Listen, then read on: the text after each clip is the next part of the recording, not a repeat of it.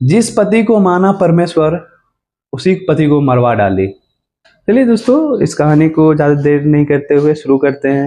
ये हेलो दोस्तों, आप सभी कैसे हैं? उम्मीद करते हैं आप सभी बहुत ही अच्छे होंगे। चलिए फिर से एक नई वीडियो में आप सभी का स्वागत है, जो कि दिल दहलाने वाली क्राइम स्टोरी आप सभी के बीच में लाए हैं।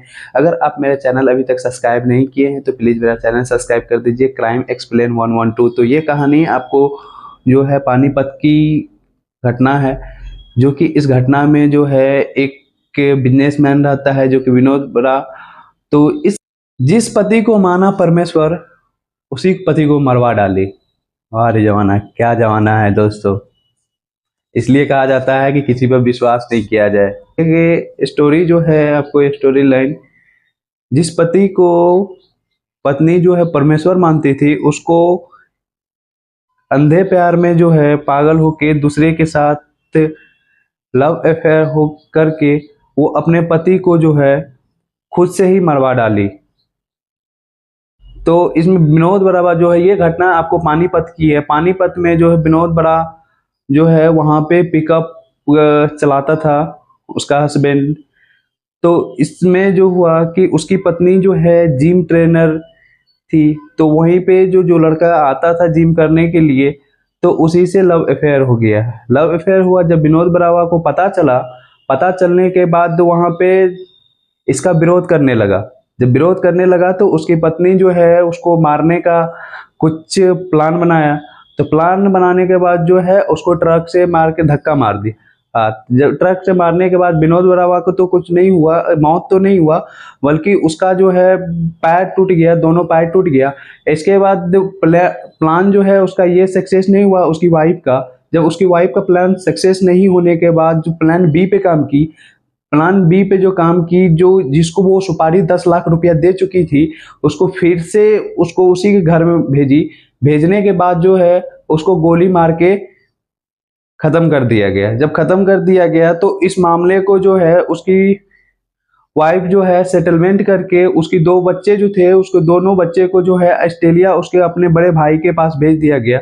जब उसके बड़े भाई को जब पता चला कि ये घटना जो है नॉर्मल सी नहीं है, जब उसको व्हाट्सएप चेक किया तो व्हाट्सएप पे पता चला। व्हाट्सएप पे पता चलने के बाद जो है फिर से एसपी के पास भेजा गया। ये फिर से उस केस को जारी किया गया। जारी करने के बाद जब कातिल को पकड़ा गया, तो कातिल को पकड़ने के बाद जो है बहुत 1.5 साल के बाद इस कातिल को पकड़ा गया। तो अभी फिलहाल ये दोनों जेल में हैं। तो चलिए इस कहानी को जो है पूरी विस्तार से बताते हैं। पानीपत में रहने वाले विनोद बरा अपना बिजनेस करते थे। दिसंबर 2021 में विनोद बरा का गोली मार के हत्या कर दी गई। बाद में हत्यारे देव पुलिस की देविस में पकड़ा गया। वो पिकअप ट्रक चलाता था। पूछताछ में उसने बताया कि उसके पिकअप ट्रक विनोद पहले एक्सीडेंट हो गया था। वो मामला के सेटलमेंट करने के लिए विनोद के घर गया। जब वो समझौते के लिए राजी नहीं हुआ था तो उसने गोली मार के उसके गोली हत्या कर दी गई। इस कबूलनामे को आरोपी जेल भेज दिया गया।